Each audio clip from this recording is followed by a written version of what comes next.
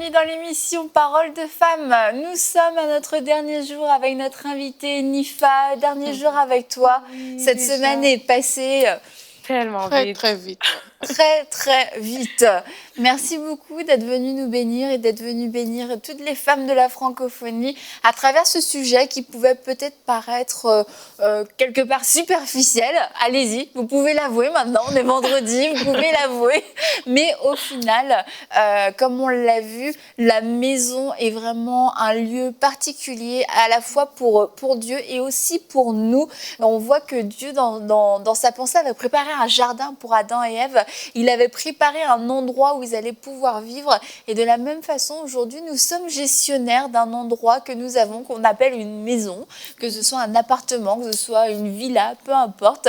C'est l'endroit physique où notre famille est rassemblée. Et on peut voir la manière dont on gère cette maison, la manière dont on va s'occuper de cette maison peut vraiment avoir un impact sur notre vie, peut avoir un impact sur notre vie spirituelle aussi. Lorsqu'on s'en rend compte, ça nous donne envie finalement peut-être de faire certains efforts, de faire certains ajustements, parce qu'on se dit si ma vie spirituelle peut être enrichie, si je peux aller plus loin, si je peux permettre à mes enfants de se développer, de développer leur vie avec le Seigneur, ça vaut la peine de faire ces ajustements. Et aujourd'hui, on va terminer cette semaine en parlant de la prudence aussi et de la sagesse.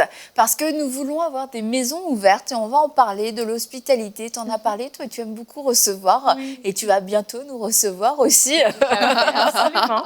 Et tu l'as dit devant plein de gens. Donc, mais on a aussi ce rôle de sentinelle pour pouvoir protéger, savoir qui entre dans ma maison, qui va avoir une influence dans ma maison, qu'est-ce que les gens vont laisser dans ma maison. C'est vraiment important de pouvoir faire cette différence, en tout cas d'être équilibré. Oui, l'hospitalité, mais avec sagesse et discernement. Exactement. Donc, comme vous l'avez dit, moi, j'aime beaucoup recevoir. Donc, vraiment, j'ai cette hospitalité et je crois même que lorsqu'on reçoit, il y a des bénédictions, en fait, qui viennent avec. Donc, j'encourage vraiment les femmes, les mères de foyer, vraiment les femmes de maison, de pouvoir accueillir des personnes. C'est très important. Mais effectivement, il faut faire preuve de sagesse. Il faut faire preuve de sagesse parce que les gens peuvent venir et au final, au lieu d'impacter notre maison positivement, ils l'impactent négativement. Ils peuvent venir et parfois, c'est même sans s'en rendre compte. Hein. Ils peuvent juste venir pour vous visiter et là, par exemple, au travers des conversations que vous avez, finalement, au lieu que la rencontre, que le rassemblement soit bénéfique, eh bien, c'est devenu vraiment un moment, en fait, où il y a des portes qui s'ouvrent à des choses négatives. Donc, c'est important de veiller à ce niveau-là, à qui on choisit de laisser rentrer. Aussi, il y a des personnes, malheureusement, qui sont, comme on dit, des personnes toxiques. Et je sais que parfois, ça peut être des personnes qui sont très proches de nous, mais il faut quand même avoir cette limite, cette barrière qu'on met, en fait, pour pouvoir protéger notre maison. On ne peut pas juste laisser une personne venir parce que, je ne sais pas, c'est mon ami d'enfance ou bien c'est peut-être même un membre de famille. Et juste à cause de ça, ben oui, tu peux venir n'importe quand, à n'importe quelle heure, n'importe comment. Non. Notre maison, même quand on pense au fait que si notre maison, c'est le temple du Saint-Esprit, c'est pas n'importe de qui pouvait rentrer dans le temple.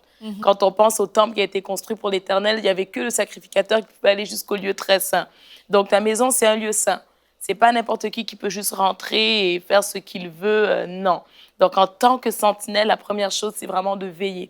Qui est-ce que tu laisses rentrer chez toi? Qu'est-ce que cette personne-là va apporter? Est-ce qu'elle va apporter quelque chose de positif? Ou peut-être même, est-ce que toi, tu vas pouvoir l'impacter positivement? Parce qu'il y a des personnes que, oui, peut-être qu'ils n'ont pas grand-chose à apporter positivement, mais le Seigneur va vraiment se servir de l'environnement de ta maison pour bénir cette personne-là. Et moi, vraiment, c'est une prière. J'aime toujours que quand les gens viennent chez nous, qu'ils ressortent vraiment avec la joie de l'Éternel, la paix du Saint-Esprit. Vraiment, c'est ma prière. Mais malheureusement, il y a des gens que... Disons que je ne suis pas celle que le Seigneur a prévue pour les impacter. Donc, non, mais c'est bien de le reconnaître parce que quelquefois, vraiment parce qu'on a un bon cœur, on est plein de bonnes intentions, on se dit, bah, ma maison, c'est une maison où règne la paix, c'est une maison où Dieu habite, et ben, je vais faire venir tout le monde dans ma maison et c'est dans cette maison que tout le monde va être transformé. Et au final, on se retrouve envahi, pas forcément envahi de personnes, mais on se retrouve envahi de toutes sortes de choses, de toutes sortes d'influences. d'influence, pas parce que notre Dieu n'est pas plus fort, mais parce que ça n'était pas leur maison de transformation. Et quelquefois, on entend des situations qui, oh, mais peut-être qu'on pourrait accueillir, peut-être qu'on pourrait héberger, peut-être. Et puis, on retrouve des familles qui se retrouvent totalement déchirées parce que leurs bonnes intentions, mais qui n'étaient pas motivées par le Saint-Esprit, les a poussées à faire finalement, à prendre des décisions émotionnelles qui ont amené des gens qui sont venus avec, pas avec forcément un but de destruction, mais qui sont venus et qui n'étaient pas censés juste être là. Comme tu as dit, je ne suis pas la personne forcément pour toutes ces personnes qui sont dans le besoin. Il y a des personnes, je serai cette personne, ma maison sera leur maison et c'est une maison où ils vont vraiment expérimenter quelque chose. Mais ce n'est pas pour tout le monde. Exactement. Et dans le cas où c'est toi qui es cette personne, mais en fait, le Saint-Esprit, comme tu disais, il a déjà...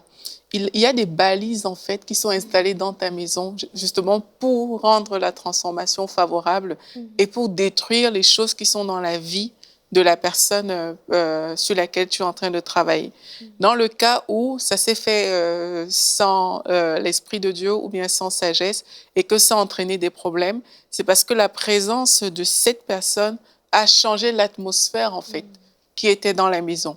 Et quelquefois, comme Annabelle, tu dis, c'est pas des choses volontaires, hein. C'est pas des personnes qui sont méchantes intentionnellement, qui sont venues pour changer l'atmosphère de votre maison. C'est juste que parfois, c'est pas la saison pour faire certaines choses. Parfois, il faut juste pas le faire. C'est pas la volonté de Dieu. Et quelquefois, quand je dis certaines choses, je parle même pas accueillir quelqu'un dans sa maison comme pour vivre longtemps. Ça, c'est même déjà très loin. Moi, je suis encore au stade où... entrer dans la maison. On entre dans la maison pour passer du temps, etc. Donc, quelquefois, il y a juste des personnes qui ne doivent pas encore rentrer chez vous. Ça ne veut pas dire que ces personnes ne rentreront jamais dans votre maison. C'est juste que ce n'est pas encore le temps. Ce n'est pas encore la saison pour amener ces personnes-là chez vous au risque de nuire à l'atmosphère de votre maison. Et ce n'est pas mauvais de se voir à l'extérieur de la maison, c'est vraiment pas mauvais. Mais il y a des personnes qu'il faut faire attention. Il faut vraiment faire attention. C'est vrai que par des idées on a parfois la volonté vraiment de bien faire, d'accueillir, OK, viens chez moi, etc. Par souci d'amitié aussi, on peut avoir ce genre d'intention.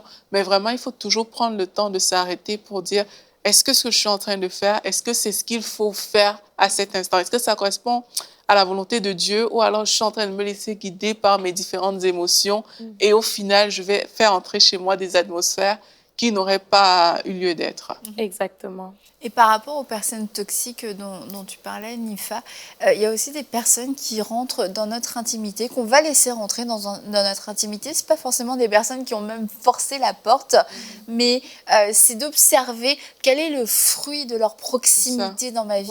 Est-ce que, après les situations qu'ils ont vues, parce que quand on est chez nous, on est dans notre intimité, quelquefois on est plus vulnérable, on s'expose en fait. Et c'est toujours un risque de s'exposer. C'est pour ça qu'il y a des gens qui d'ailleurs ne veulent même pas recevoir chez eux parce qu'ils ont eu des mauvaises expériences. Et je ne dis pas qu'on doit réagir comme ça parce que c'est vraiment de la réaction. Et la Bible nous dit de pratiquer l'hospitalité. Mais il y a des personnes qui rentrent dans notre intimité et qui se servent de ce qu'ils ont vu, de ce qu'ils ont entendu, soit pour juger, soit après pour un peu nous tenir, nous contrôler et quelque part aussi, d'autres fois aussi pour rabaisser. Et c'est de faire attention. Est-ce que cette personne a vraiment soit la maturité, soit le cœur pour être dans mon intimité et pouvoir ne pas utiliser ce qu'elle a vu contre moi, même des choses quelquefois insignifiantes. Mais la personne, elle va t'exposer dans des conversations publiques sur des choses qui étaient dans l'intimité. Exactement. Je veux dire, la personne peut juste être là chez toi et toi, tu avais le bon cœur de l'accueillir et tout. Et je veux dire, c'est pas tout le monde qui habite dans un château avec la super grosse maison et tout. Mais toi, dans dans ta petite maison, si je peux dire ça comme ça, tu te sens heureuse, tu te sens bien. Vraiment, c'est peut-être petit, mais franchement, tu te sens extrêmement bien. Mais quelqu'un d'autre va venir et voir ça et commencer à dire que, on comprend pas pourquoi est-ce qu'elle se sent si bien, pourtant sa maison est petite, pourtant si... Et toi, ça vient même te remettre en question finalement. Tu commences à te dire, ben là, au final, je pensais que j'étais bien, mais comme on a dit telle et telle chose sur mon petit appartement, au final, peut-être que je suis pas dans un bel espace. Donc, vous voyez, c'est ça qu'on appelle en fait des personnes toxiques, des personnes qui peuvent être proches de nous et au final, elles ont vraiment un effet négatif sur nous. Et c'est là qu'on doit être capable de pouvoir faire attention et discerner. Elle veut venir chez moi, pourquoi? Est-ce qu'elle vient vraiment avec le cœur pour pouvoir être une bénédiction pour moi ou recevoir de moi, ou elle vient pour observer et ensuite aller donner des comptes, aller rendre des comptes? Donc, il faut faire attention parce que ces personnes-là peuvent être des gens, effectivement, qui sont proches de nous. Ça peut être des membres de famille, ça peut être des amis avec qui on a grandi, ça peut être n'importe qui que vraiment, toi, t'es juste dans, je sais pas si je peux appeler ça de la naïveté, t'accueilles tout le monde, mais en réalité, t'es en train de, comme on dit, l'expression, te tirer une balle dans le pied. Donc, tu te fais du mal à toi-même. C'est pour ça qu'il faut dire non, ça fait pas de toi une mauvaise personne. Dire non, et tu peux même chercher à le dire avec un peu plus de tact, dire que, écoute, vraiment, c'est pas possible cette semaine, on est très occupés, je te reviendrai avec une date. Vraiment, il y a toujours moyen. La date qui ne vient jamais. La date ne vient jamais. On fera ça, 30 février, si tu veux. 30 février.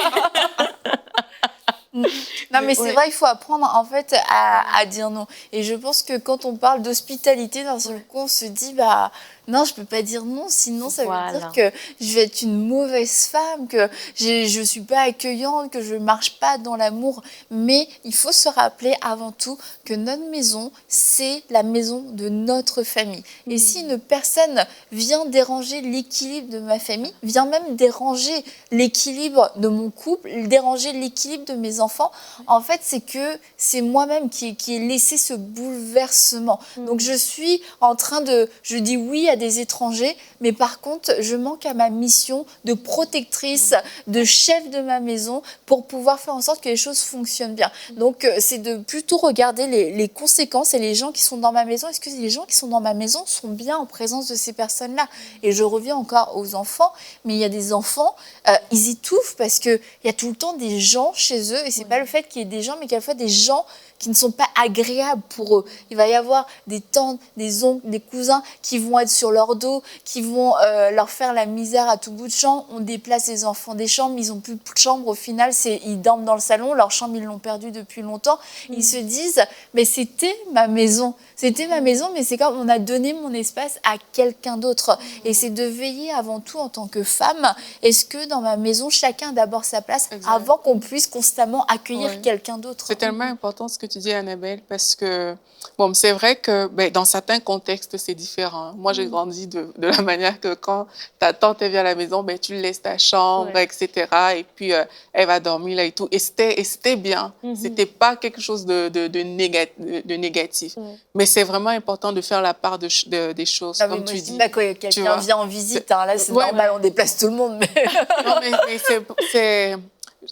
Moi, je comprends ça, mais c'est parce qu'effectivement, il y a aussi des abus. Il y a aussi des abus dans ça parce que des parents, justement, ne prennent pas assez de recul par rapport à leurs enfants, par rapport à leur propre foyer, pour juste s'intéresser à la personne extérieure. C'est comme quand quelqu'un arrive chez vous, les choses ne sont jamais rangées, et puis parce qu'il y a un invité, on veut tout ranger, il faut que tout devienne propre.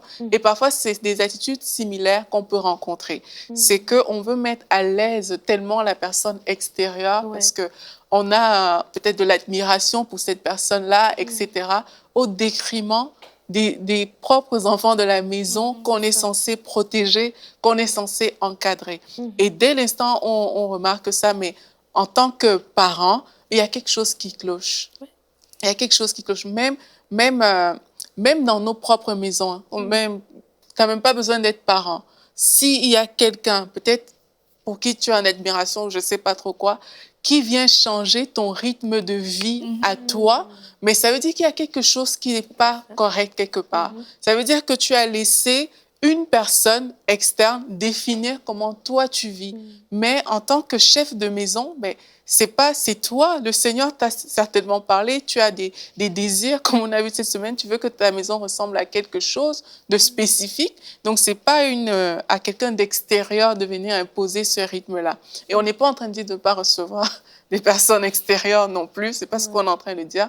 Mais vraiment, le tout se fait avec sagesse. Et lorsqu'on se rend compte qu'on est peut-être dans un cycle comme ça, toxique, où c'est des personnes qui ont une si grande importance.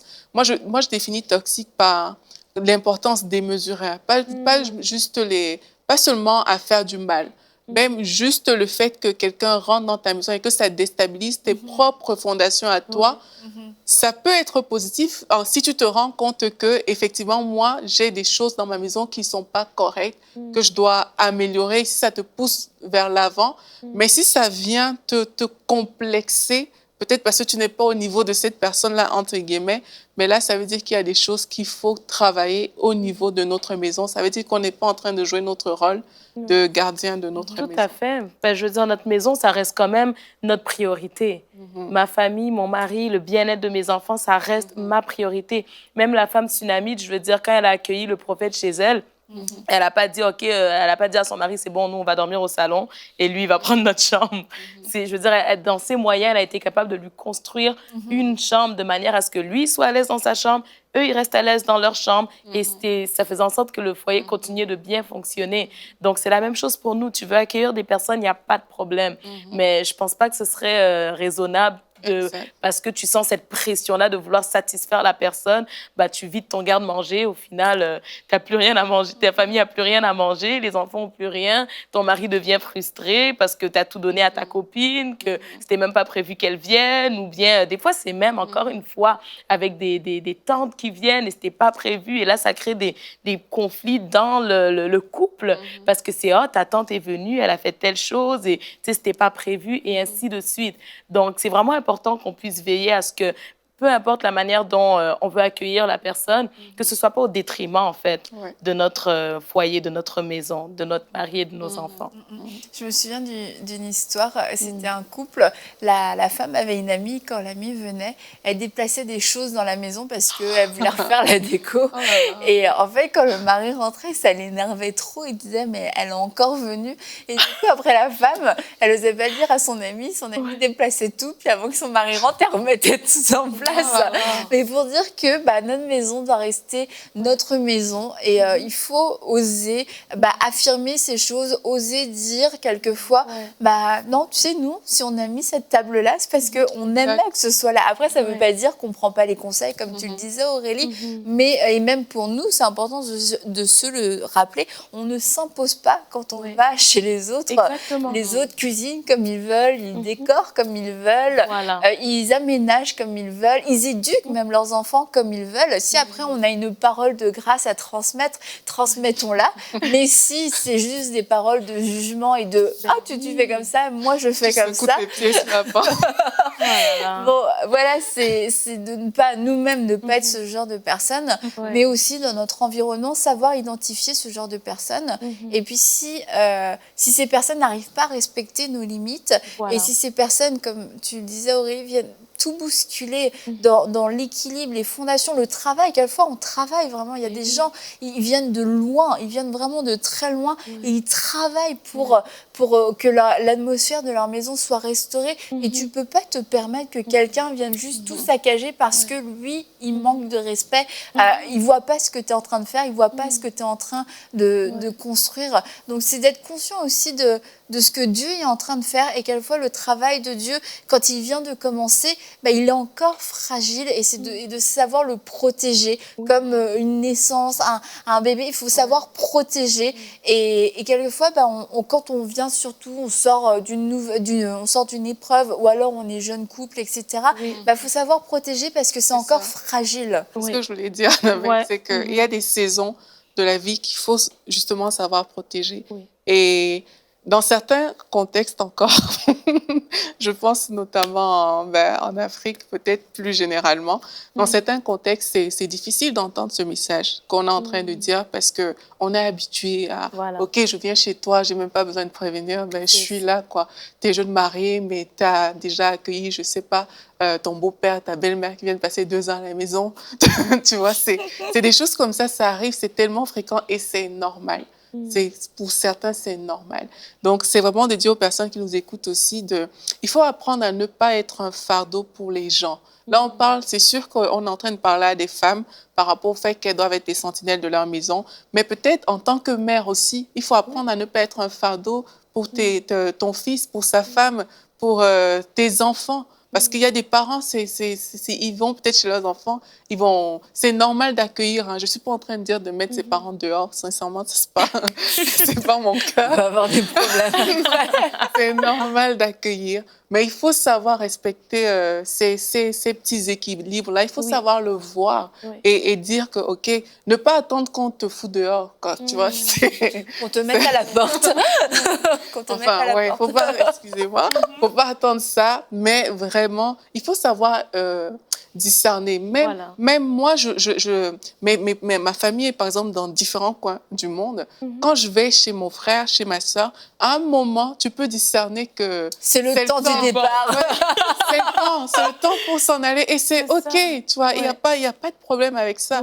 Et il faut qu'on puisse discerner ces choses. Et en tant que personne qui recevons, il faut aussi juste savoir dire les choses, mais dans la paix, que ce soit pas, que ça devienne pas une situation de conflit. Si tu sais qu'après 3 semaines, tu supportes plus les gens, mais si ton frère, ta soeur te propose de venir chez toi, mais tu peux lui dire que, OK, ben, dans ce cas, ben, tu peux venir peut-être pour 3 semaines, comme ça, les choses sont claires, tu vois, et vous ne vous retrouvez pas dans des situations délicates. J'ai déjà dit non à... malheureusement, heureusement, je sais pas, plusieurs fois, quand on m'a demandé est-ce qu'on pourrait venir, et ce serait pour un assez long temps, genre une transition. Et c'était des gens que j'aimais beaucoup à chaque fois.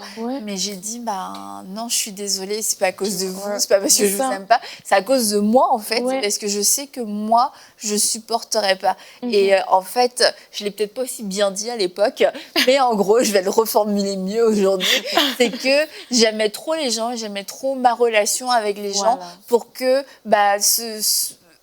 que ce service, finalement, viendrait à nous séparer parce que je me connaissais, je connaissais mes limites et je savais que ça n'aurait pas pu bien se passer aussi longtemps. Et du coup, finalement, c'est des gens avec qui j'ai toujours des relations. À préserver la relation. Et puis maintenant qu'ils me connaissent, ils disent on a bien fait de pas venir. Aussi longtemps, c'est ça que je voulais dire. La fille, elle a l'air détestable maintenant. Mais tu sais, ça me rappelle aussi, j'ai une amie qui venait d'accoucher. Et dans notre culture, je ne sais pas si c'est comme ça partout, mais souvent, les mamans, en fait, ils vont juste venir à tout moment chez la personne qui vient d'accoucher pour lui apporter un plat, de la nourriture et tout. Et évidemment, pour voir le bébé. Et franchement, c'est magnifique. C'est chaleureux, ça fait du bien, ça aide énormément. Mais pour être très sincère avec vous, parfois, c'est trop. Parce qu'il peut y arriver que ces mamans-là viennent à des moments où soit trop tôt le matin, soit trop tard le soir. Et une femme qui vient d'accoucher, déjà, elle manque de sommeil. Donc, si tu viens, il y a 2 choses. Il faut bien veiller sur à quelle heure tu vas venir. Il faut prévenir. Parce que quand on vient d'accoucher, parfois, on se délaisse un petit peu. Tu peux être là juste en pyjama avec une camisole, tu es en train d'allaiter, donc il y a du lait partout. Et vraiment, on n'est pas non plus toujours prête à accueillir quelqu'un. Donc, c'est important de veiller à ce que tu puisses prévenir la personne et tout. Et si tu ne le fais pas, ben là, ça commence à devenir lourd. Donc, même si tu es bien intentionné, tu voulais apporter ton repas, tu voulais apporter des choses pour aider, eh bien, si ce n'est pas fait en c'est rendu un fardeau. Donc là, tu n'as pas respecté en fait les limites de l'autre personne. Et là, ça devient très lourd. Et parfois, comme tu dis, ce sont des messages qui sont durs à véhiculer dans notre culture parce que refuser à quelqu'un de venir, surtout quelqu'un qui voulait t'aider en apportant des plats, etc., ça peut être insultant. Ça pourrait être insultant, mais je prie qu'au travers de cette émission, que les femmes puissent comprendre que c'est pas une insulte. Ça n'a rien à voir avec eux. Non plus. Exactement. C'est vraiment, il faut juste faire la part des choses. Donc, vraiment comprendre qu'en même temps, c'est bénissant, ça fait du bien, mais en même temps, de veiller à voir à quel moment est-ce qu'on peut venir, parce que sinon, la pauvre fille, elle répondait plus à son téléphone. Elle voulait plus que les gens viennent parce qu'elle était dépassée, elle n'arrivait pas à s'en sortir avec son nouveau-né. Elle avait juste besoin de temps, elle avait besoin de se reposer. Mais quand les gens viennent, tu peux pas aller dormir dans ta chambre. Il faut que tu sois là pour les parler et tout. Donc voilà, au final, ça devient Ou alors, on vraiment peut lourd. juste déposer un repas devant la porte et Au repartir. pire. On peut faire ça? Est-ce qu'on peut faire ça? Ça passera pas. Ah mince. Ben, je lance une suggestion. Voilà, une suggestion. On sait jamais. Mais si on communique bien, je pense que Exactement. tout va bien aller parce Ouais. que cette fille, elle a certainement besoin d'aide, elle a certainement Absolument. besoin de quelqu'un, Oui. mais elle a besoin que ce soit fait comme elle va se sentir aidée. Voilà. Pas comme ça va lui être imposé, tu vois. Et ça, c'est vraiment à nous. On parle des gardiens des maisons et tout. Oui. C'est à nous vraiment de pouvoir dire, je sais qu'une fois de plus, ça peut paraître difficile dans Oui. certains contextes, mais de dire avec tout l'honneur, avec tout le respect que j'ai pour toi, vraiment, est-ce que ça t'arrangerait de venir plus tôt entre telle période et telle période, plutôt à partir de telle heure, plutôt que de débarquer à 6 heures du matin à la maison? Ce serait vraiment quelque chose de... Ça change, en fait. La communication change. Encore une fois, vous pouvez dire, si ça vous embarrasse, après avoir refusé le cadeau de quelqu'un cette semaine, vous pouvez dire, Aurélie Tchatchou m'a dit, et si vraiment vous trouvez ça difficile, vous filmez, vous prenez juste cet extrait Ce et n'est vous pas une l'envoyez. révolution, mais vraiment, Vous l'envoyez à vraiment, toute votre liste. Non, on ne veut pas faire de révolution, mais le but, c'est vraiment d'être bienveillants les uns vers les autres. On a des limites différentes et au-delà de la culture. Et je crois que chaque culture a vraiment quelque chose de bon, quelque chose d'enrichissant. Chaque culture doit être soumise à la culture du royaume. Et le royaume de Dieu est avant tout soumis à la loi de l'amour, tout simplement. Amen. Et si l'autre ne se sent pas aimé par ma façon de l'aimer, eh bien, par humilité, je vais chercher la manière dont je vais l'aimer, même si je ne comprends pas forcément. Et là, on n'est plus en train de parler de culture, de pays, d'âge ou je ne sais quoi. On est en train de dire qu'est-ce qui fait plaisir au cœur de Dieu, comment Dieu voit les relations, comment Dieu voit le fait que j'aide cette personne, que j'aime cette personne. Et dans ces cas-là, c'est sûr que des deux côtés, ça va aussi, je pense, enlever beaucoup de pression. Et avant qu'on puisse terminer, alors j'aimerais redire déjà, Nifa, qu'on peut te retrouver sur les réseaux, notamment sur Instagram, Couronnée d'amour, c'est le compte que tu as avec ton mari, où vous faites des lives, vous partagez des choses, vos événements, etc. aussi. Et aussi sur ta page à toi, sur Princesse Nifa, où tu nous partages un peu ton quotidien pour pouvoir inspirer les autres femmes. Et ce que j'aime aussi, c'est que tu montres pas seulement que les super beaux, bons moments, quelquefois tu montres des moments où c'est un petit peu moins facile et tu le partages avec beaucoup d'authenticité. Et pour terminer, vous pouvez retrouver la formation ou le suivi que Nifa offre sur femmesexceptionnelles.ca, où elle partage des contenus exclusifs que, à part sur Femmes Exceptionnelles, on ne retrouve pas. Exactement. Donc, on ne veut pas manquer ça. Exactement. Exactement. Donc, tu t'es retenue dans Parole de femme. Oui. Non. Non, pas complètement. Merci.